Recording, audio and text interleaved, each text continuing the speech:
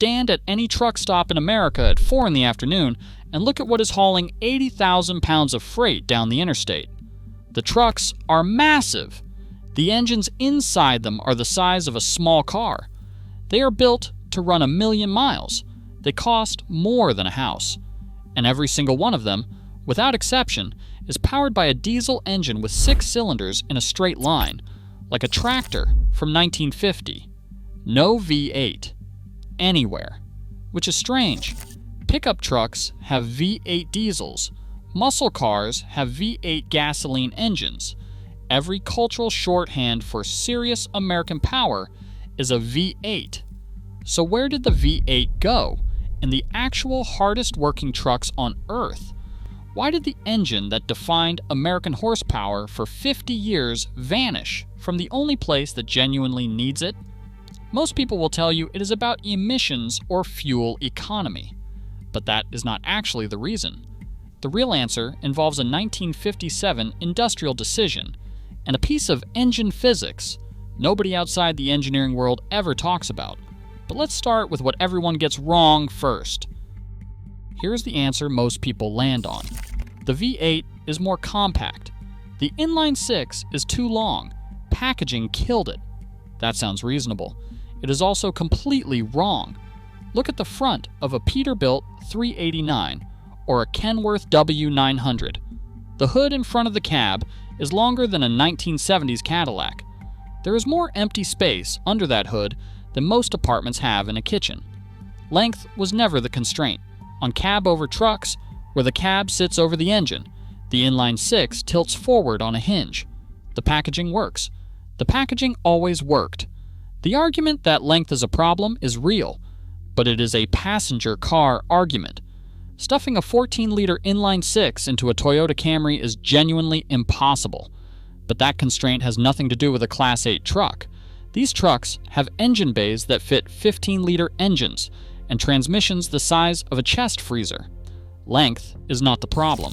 It has never been the problem. Now here's why this matters. The industry standard for a Class 8 truck engine is a 1,000,000-mile engine before its first major overhaul. The Cummins X15, the Detroit DD15, and the PACCAR MX13 are designed to run 100,000 miles a year for 8 to 10 years. Every engineering choice in this category is a multi-million-dollar fleet decision. So when every truck manufacturer in North America independently lands on the same architecture, there is a reason, and the reason is not packaging. But the real reason is a piece of engine physics that decides whether a 1,000,000-mile engine survives or grenades itself somewhere around 400,000 miles. This is the part that finally answers the question. Inline-Six engines have something called perfect primary and perfect secondary balance. That is not marketing language. It is a mechanical fact. The 6 pistons move in mirrored pairs. Pistons 1 and 6 move together. Pistons 2 and 5 move together. Pistons 3 and 4 move together. As one piston in each pair pushes down, its mirrored partner does the opposite motion at the opposite end of the engine. The forces cancel, and the engine is internally balanced, with no balance shafts and no harmonic damper required to fix something the engine itself created. A V8 does not get this for free. A 90-degree V8 has perfect primary balance but inherent secondary imbalance, which means it needs a cross-plane crankshaft, careful counterweighting, and a harmonic balancer to compensate for forces the architecture creates and then has to spend energy fighting. A V8 can be smoothed out. It just is not smooth on its own. For a passenger car running 30,000 miles a year, that difference is academic.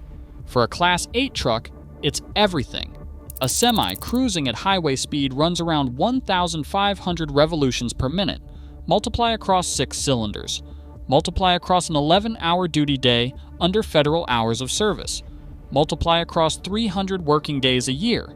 Multiply across 10 years to first overhaul. By the time that engine reaches 1 million miles, it has fired approximately 6 billion times. Every one of those firing events is a vibration pulse. Every vibration pulse is a tiny act of fatigue against bearings, fuel injectors, mounting brackets, accessory belts, harmonic dampers, the alternator, the air compressor, the EGR cooler, and every electrical connector inside the engine bay. A V8 diesel running the same duty cycle pays a vibration tax that an inline-six simply does not pay. Across a fleet of 1,000 trucks, that tax is millions of dollars a year in unscheduled maintenance and warranty claims that do not exist on the inline-six fleet running the same routes. And this connects to something you've been believing about engines since the first time someone told you V8 meant serious. That belief came from somewhere specific. We're getting to it. But balance still does not explain why V8 diesels were the default in American trucking for 30 years before they suddenly vanished. Because here is where the story gets strange. The V8 diesel did not dominate trucking because it was the best engine. It dominated because of a single industrial decision one company made in 1957. The Detroit Diesel division of General Motors had built a two-stroke diesel architecture, the 71 series, where each cylinder displaced 71 cubic inches and the engine was modular. You could build a one-cylinder version, a 2, a 6, an 8, a 12, a 16. Same parts, same architecture, just bolt more cylinders together. When trucking started looking for serious horsepower in the 1960s, the obvious move was to offer an 8V71, a V8 two-stroke, 568 cubic inches of diesel violence. Then came the 8V92 in 1974, 12 liters, the engine that powered most of the long-haul fleet through the 1970s and the 1980s. The two-stroke design used a Roots-type blower for forced induction, and the result was a sound, a high-pitched mechanical scream that became the audio identity of American trucking. Drivers called it the Screaming Jimmy. For an entire generation, the sound of America's freight system was a Detroit diesel V8 two-stroke. But the V8 was not dominant because V8 was the best architecture. It was dominant because Detroit made V8s available from the same modular platform they were already producing. The whole industry standardized on what Detroit was selling. Cummins, Mack, and Caterpillar mostly competed in inline-six the entire time, but Detroit's V8 had the volume and the cultural footprint. Then came 1991 and 1994 Environmental Protection Agency emissions standards. Two-stroke diesels could not meet the new nitrogen oxides and particulate matter limits. That 8V92 was discontinued for on-highway use in the early 1990s. Here's the part that tells you everything. Detroit Diesel's own replacement for the 8V92 was an inline-six, the 60 series, introduced in 1987 and still running in updated form as the DD15 and DD16 today. Detroit walked away from the V8. Mack had already discontinued its V8 in 1979 and replaced it with the inline-six Maxidyne. Caterpillar's signature on-highway engine was the inline-six 3406, never the 3408 V8. Then in 2010, Caterpillar exited the on-highway truck engine market entirely. Therefore, the conclusion: the entire industry quietly reached between 1979 and 2010 was something nobody ever bothered to announce out loud. Look at every Class 8 heavy-duty diesel engine sold in North America today. Cummins X15, inline-six, 14.9 liters, up to 605 horsepower. Detroit DD15 and DD16, inline-six, up to 600 horsepower. PACCAR MX13, inline-six. Volvo D13, inline-six. Mack MP8, inline-six. International A26, inline-six. 6 manufacturers, 6 engines, 0 V8s. Once you understand the physics, you can see why the convergence was inevitable. The inline block is more rigid in bending than any V block at equivalent displacement, because the cylinder bores are arrayed in a single plane instead of split across two. That rigidity allows higher peak cylinder pressures, and modern Class 8 diesels run 200 to 250 bar, approximately 3,500 pounds per square inch, inside the combustion chamber every cycle, 6 billion times. A weaker block cracks. The Inline-Six does not. A single turbocharger feeds a single bank of cylinders instead of the twin turbo plumbing a V engine requires. Every cylinder, every injector, every valve cover bolt is accessible from one side of the engine, cutting in frame overhaul labor by 15 to 25%. Long stroke geometry, as in the X15, which runs a 137mm bore and a 169mm stroke, generates peak torque at 1,300 RPM.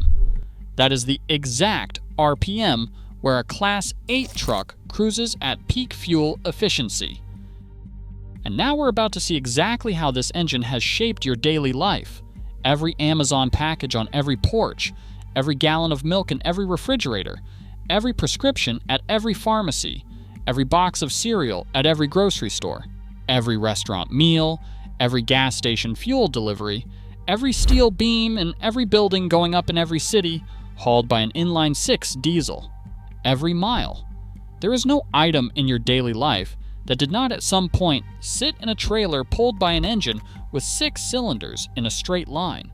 So here's where you actually land. The V8 diesel didn't disappear from semi-trucks because of emissions. It disappeared because it was never the right engine for this job in the first place. Its 30-year dominance was an accident of one company's modular 2-stroke architecture from 1957, propped up by a sound and a cultural memory that the industry quietly outgrew the moment EPA regulations forced everyone to look at the math honestly. The Inline-Six won because the Inline-Six was always going to win. Perfect balance, stronger block, single turbo, single side service, long stroke torque, exactly where a million-mile truck wants it. The Inline-Six scam of the title is the right phrase, but it's pointed in the wrong direction. The scam wasn't the Inline-Six replacing the V8. The scam was 100 years of passenger car marketing convincing you that V8 meant serious, V8 meant powerful, V8 meant premium, when the engine actually moving, the American economy already knew the truth and kept it quiet. You stood at that truck stop thinking the V8 was the king of diesel. What you were actually looking at was the engine that quietly proved it wasn't. And if you think semi-truck engines are full of surprises, wait until we get into why no production diesel pickup makes more than 500 horsepower without a tow rating that mysteriously drops every model year.